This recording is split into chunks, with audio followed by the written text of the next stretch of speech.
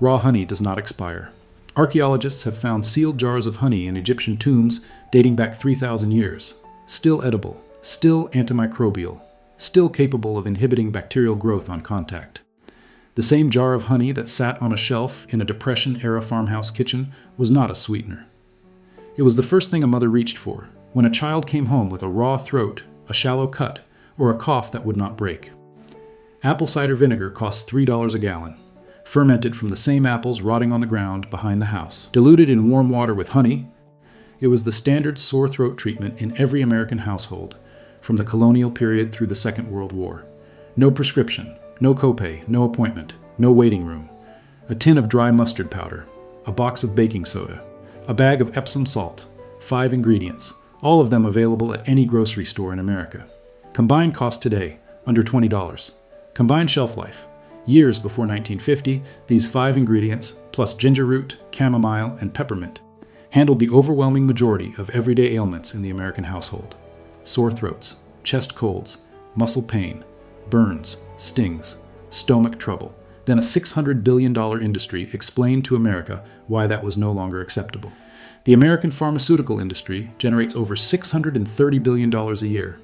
That is not the global number. That is the United States alone, a single country. Buying medicine, the over-the-counter drug market, the products you buy without a prescription at the pharmacy counter, generates over $40 billion a year in the United States. That includes pain relievers, cold and flu medicines, cough syrups, antacids, allergy pills, sleep aids, anti-itch creams, and digestive supplements. The average American household spends over $330 a year on over-the-counter products. Over $640 when you include personal care items marketed with health claims. Count the bottles in your medicine cabinet right now. Most American homes have between 10 and 20 over-the-counter products. Each one purchased, partially used, expired, discarded, and repurchased on cycles of 2 to 12 months. Over a 10-year period, that is $3,000 to $6,000 per household. Spent on products that address the same symptoms your great-grandmother handled with 5 ingredients from her kitchen shelf. A bottle of NyQuil costs $12 and lasts approximately 5 doses. A bottle of Tums costs $7. A box of Sudafed costs $9. A tube of Bengay costs $8. A bottle of Robitussin costs $10. Honey costs $6 and lasts a year. Vinegar costs $3 and lasts 6 months. Mustard powder costs $4 and lasts 2 years. Baking soda costs 60 cents. Epsom salt costs $3 and lasts a year. The kitchen shelf system has no expiration date printed on the label. Most of these ingredients do not expire. It has no dosage warning designed by a legal team. No child-resistant cap engineered to create the impression of danger. No inactive ingredient list 17 lines long. No synthetic dye to make the liquid look like it belongs in a laboratory. It has honey, it has vinegar, it has mustard, it has baking soda, it has salt. Your great-grandmother did not have a pharmacy, she had a pantry, and her family survived sore throats, chest colds, muscle aches, and stomach trouble the same way every American family had survived them for 200 years. With ingredients that cost almost nothing and worked the same way they had worked since before the pharmaceutical industry existed. Before 1906, there was no federal regulation of medicine in the United States. Anyone could sell any substance as a cure for anything. Patent medicine vendors traveled the country peddling tonics laced with alcohol, opium, cocaine, and mercury, marketed as cures for everything from headaches to tuberculosis. Many of them were genuinely dangerous. Some of them killed children. The Pure Food and Drug Act of 1906 was the first attempt to stop this. It required that drug manufacturers disclose certain ingredients. It was a necessary law. It addressed a real problem. Then came 1938. The Federal Food, Drug, and Cosmetic Act replaced the 1906 law after over 100 people died from a toxic sulfanilamide elixir dissolved in a chemical relative of antifreeze. Many of them were children. Again, a real tragedy, a real need for regulation. No reasonable person would argue against preventing poisoned medicine from reaching children. But the 1938 Act did something else. It mandated pre-market approval for all new drugs. It gave the FDA authority to regulate what could be sold as medicine and what could not. It created a framework in which any substance marketed with a health claim required federal approval. Approval that costs millions of dollars and years of clinical trials to obtain. Honey cannot be patented. Vinegar cannot be patented. Mustard powder, baking soda, and Epsom salt cannot be patented. No company will spend $50 million on FDA clinical trials to prove that a remedy made from grocery store ingredients works. Because even if the trials succeed, there is no patent protection. Anyone could sell the same product for pennies. There is no return on investment. The result was not a ban on home remedies. It was something quieter. It was the creation of a system in which only patentable, proprietary, branded compounds could be officially marketed as treatments. Home remedies were not declared illegal. They were declared unofficial, unverified, unregulated. The language never said they did not work. The language said they had not been approved. And in a culture that was learning to trust labels, approvals, and official seals, unofficial meant unreliable.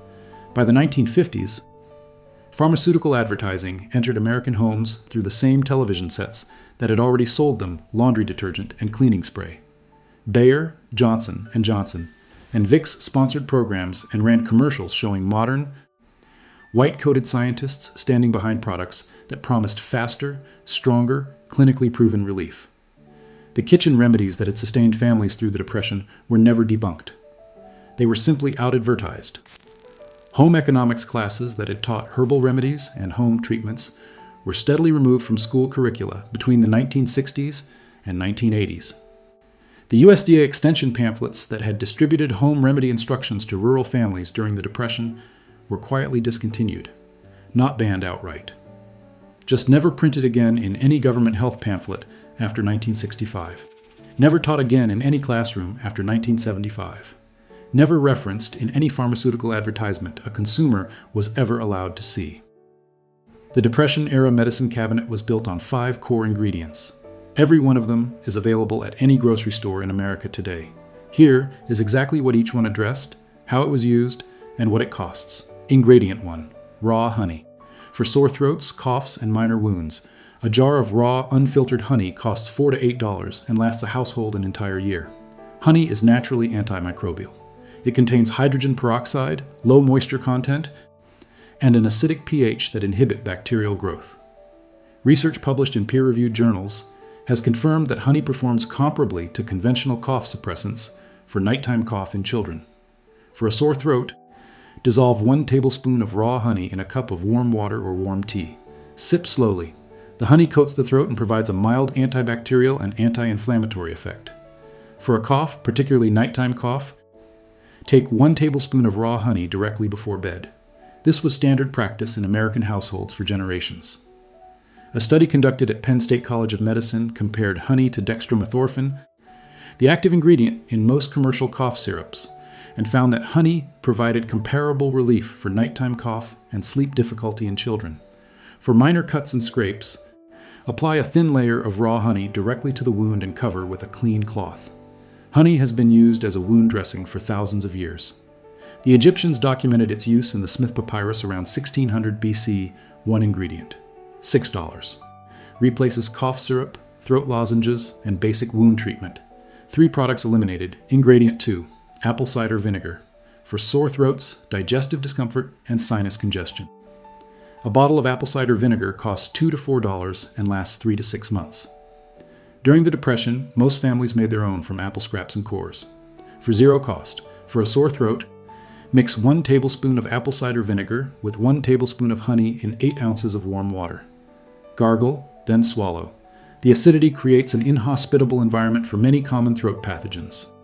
This was the standard sore throat protocol in every American household from the colonial period through the 1940s. Documented in home medical guides, farm almanacs, and USDA extension bulletins, for digestive discomfort, bloating, or mild stomach unease, mix 1 tablespoon in a glass of water and drink before meals. Generations of American families use this daily as a digestive tonic. For sinus congestion, add 2 tablespoons of apple cider vinegar to a bowl of steaming hot water. Drape a towel over your head and inhale the steam for 10 minutes. The acetic acid vapor helps thin mucus and open nasal passages. 1 ingredient. $3. Addresses sore throats, digestive trouble, and sinus congestion. Ingredient 3. Mustard plaster. For chest congestion and muscle pain, a tin of dry mustard powder costs $3 to $5 and lasts a household 2 years or more. The mustard plaster was the single most common treatment for chest congestion and deep muscle pain in American homes from the 1700s through the 1940s. It works through counter-irritation. The mustard oil draws blood to the surface of the skin, increasing circulation and warmth in the tissue beneath. This mechanism is identical to the one used by modern capsaicin-based topical pain relievers. Products like Bengay, Icy Hot, and Thermacare that cost $8 to $15 per package. To make a mustard plaster, mix 1 part dry mustard powder with 4 parts flour. Add warm water to form a paste. Spread the paste on a cloth, never directly on the skin, and lay the cloth on the chest or sore muscle for 15 to 20 minutes. The skin will become warm and flushed. Remove immediately if burning occurs. Depression-era mothers applied mustard plasters to the chests of children with colds and to the backs of men who came home from labor with deep muscle pain. It was not folk medicine. It was standard domestic practice, documented in every home medical guide published before 1950. One ingredient, $4. Replaces chest rubs, pain relief patches, and topical muscle creams. Ingredient 4, baking soda. For burns, stings, and heartburn, a 1-pound box costs 60 cents. The same box you use for cleaning and cooking, for minor burns, sunburn, stovetop contact, or steam burns. Mix baking soda with cold water to form a paste and apply directly to the affected area. The alkaline nature of the paste neutralizes skin acidity and reduces the stinging sensation. This was universal practice in every American kitchen before the introduction of commercial burn creams. For insect stings from bees, wasps, or mosquitoes, the same paste applied directly to the sting site reduces swelling and itch. Baking soda neutralizes the acidic compounds in most insect venoms. For heartburn and acid indigestion, dissolve 1/2 teaspoon of baking soda in 4 ounces of water and drink. Sodium bicarbonate is the active ingredient in many commercial antacids. Alka-Seltzer's original formula was built around it. A 60-cent box of baking soda provides the same acid-neutralizing compound as a $7 bottle of commercial antacid. Hundreds of doses instead of 30, one ingredient. 60 cents. Replaces burn cream, sting treatment, and antacids. Ingredient 5, Epsom salt. For muscle pain, soreness, and swelling. A 3-pound bag of Epsom salt costs $3 to $5 and lasts a household 6 months to a year. Epsom salt is magnesium sulfate. Dissolved in a warm bath, 2 cups per standard bathtub. It has been used for centuries to relieve muscle soreness, reduce swelling, and ease joint stiffness. Rural American families soaked in Epsom salt baths after days of farm labor. It was as routine as eating dinner. For localized pain, a sore ankle, a swollen knee, or a stiff neck, dissolve 1/2 cup in a basin of warm water and soak the affected area for 20 minutes. One ingredient, $3. Replaces muscle soak products, pain relief bath additives, and magnesium supplements. 5 ingredients. Under $20. 8 categories of over-the-counter product eliminated. Honey for throats, coughs, and wounds. Vinegar for sore throats, stomachs, and sinuses. Mustard for chest congestion and deep muscle pain. Baking soda for burns, stings, and heartburn. Epsom salt for muscle soreness and swelling. The chemistry has not changed. Honey is still antimicrobial. Vinegar is still acidic. Mustard still draws blood to the surface. Baking soda still neutralizes acid. Magnesium sulfate still reduces inflammation. The remedies on your great-grandmother's kitchen shelf did the same things. Without the $12 price tag. Without the branded packaging. Without the 17 inactive ingredients listed on the back. Walk into any farmhouse in Appalachia in 1934. Any kitchen in the Ozarks. Any row house in Pittsburgh. Any cabin in the North Carolina mountains. You would have found the same shelf. A jar of honey. A jug of vinegar. A tin of mustard. A box of soda. A bag of salts. Beside them, bundles of dried herbs. Chamomile. Peppermint. Ginger root. Sassafras, gathered from the yard or the woods behind the house. This was not ignorance. This was accumulated knowledge. Mothers taught daughters. Grandmothers corrected technique. The dosages were not written on a label. They were memorized, the way you memorize how to tie a shoe or start a fire. 1 tablespoon of honey for a cough. 2 tablespoons of vinegar in warm water for a throat. 4 to 1 flour to mustard ratio for a plaster. 1/2 teaspoon of soda for a stomach. 2 cups of salt in a bath for a back. During the Great Depression, when 25% of Americans were unemployed, and a doctor's visit cost $2, a full day's wages for the families who could find work, these remedies were not optional. They were the medical system. And they worked well enough that families survived an entire decade of economic collapse without the pharmaceutical infrastructure that now charges $600 billion a year for the privilege of treating the same symptoms. The ancient Egyptians used honey in wound care 3,000 years ago. The Greeks prescribed vinegar as a digestive tonic. Chinese medicine has used ginger for nausea for over 2,000 years. Epsom salt was first distilled from mineral springs in Epsom, England, in the early 1600s. These are not American inventions. They are human knowledge, tested across centuries, across continents, across every economic class. For under $20, honey, vinegar, mustard powder, baking soda, and Epsom salt, you can rebuild the medicine cabinet that every American household relied on for 200 years, starting today. The same ingredients, the same remedies. The same results that sustained families through the worst economic collapse in modern history. The complete system, including the 10 remedies, exact measurements, preparation methods, and the full kitchen shelf medicine guide, is linked in the description below. The Complete Depression-Era Household Manual. 100 formulas that replace every product in your home. Tomorrow, the $1 wood treatment from 1890 that makes lumber last 200 years. The lumber industry has spent over a century making sure you would never learn it. The pharmaceutical industry generates over $600 billion a year. Every product in your home once had a $0 version. They buried it. Now you know.